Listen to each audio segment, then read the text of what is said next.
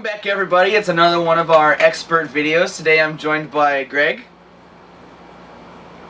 How's it going? Greg's a cider man. Greg knows anything and everything about the hard cider world. Skosh. And I asked him to be on today to kind of teach us some things, let the audience know that cider is an excellent alternative to beer. So Greg, if you're ready, why don't you drop some science? Sure.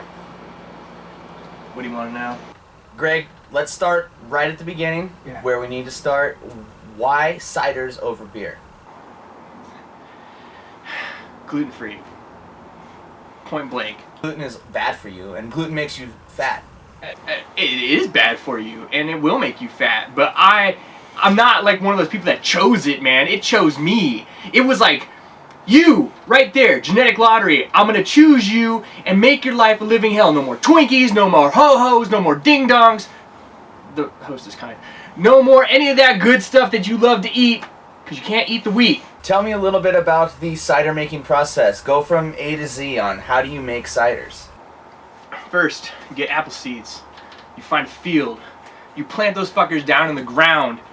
You don't want to eat them. Apple seeds have arsenic in it. That shit will kill you if you eat too many. My dog died from that. Not the one that I have right now. Other dog, long time ago. Put them in the ground. The dog and the apple seeds. Grows you a tree. You get the apples from that tree. You put them in a blender. You blend that up. You throw in a little bit of yeast. 6 weeks later, you have a delicious beverage. But you want to strain that shit. If you don't strain it, you get all that funky weird stuff inside. And it's all, it's like, it's like having the devil inside you. And you can't drink the devil. Have you tried to drink the devil? Have you? That's just one process. That's just one way to do it. Now there's also the other way to do it. If you want to get down to brass tacks, my friend. What I'm saying is, you get yourself a bag, you put your apple slices in there, you throw it behind the toilet. 2 or 3 weeks later, a lot faster, because you don't have to grow a damn tree, you got yourself some happy juice. Yeah, that's right. I'm talking prison juice. Yeah. So after that process is done, the whole killing dogs and tree growing thing with the smushing and the blending and the straining, what's the next step? Do you bottle it yourself? Do you only keg it? Like, how do you work it?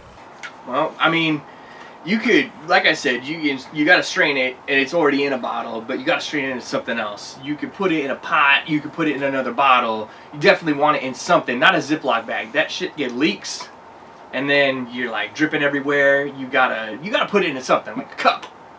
But you gotta drink it fast. I mean, it's cider, and it's delicious. I mean, delicious. It's made from apples. Those are delicious. Do you have a particular apple that you prefer to use in your mixes? Something that you find works better for yourself than others? Oddly enough, crab apples, because they grow everywhere, and a lot of people hate them. And I get them for free, because children throw them at me all the time at birthday parties. A lot of people say that ciders are like a bitch drink. They're not worthy of a true... What? Beer. Bitch drink? You see a lot of people walking into your place in this studio right here with a fucking boot, drinking beer? Yeah. No, the guy drinking cider is. Bitch you. Oh, I'm almost done with this fucking interview, man. Well, what's the difference between what you have there and a Zima? And a Zima? I'll tell you. Cider starts with a C, a Zima starts with a Z. But they rhyme. Yeah, they do.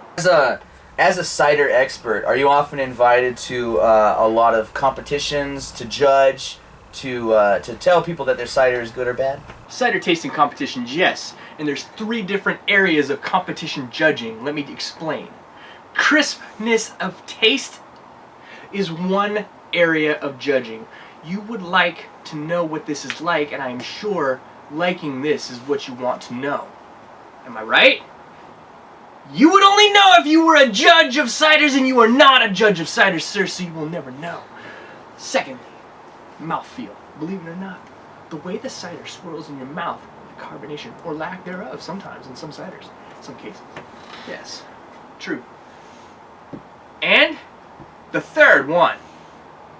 Oh my god. You guys have a bucket in here?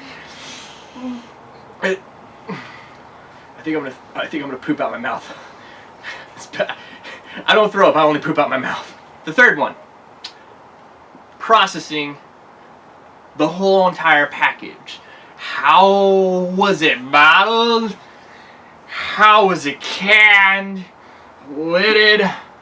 The whole shebang, my friend. How did they do it?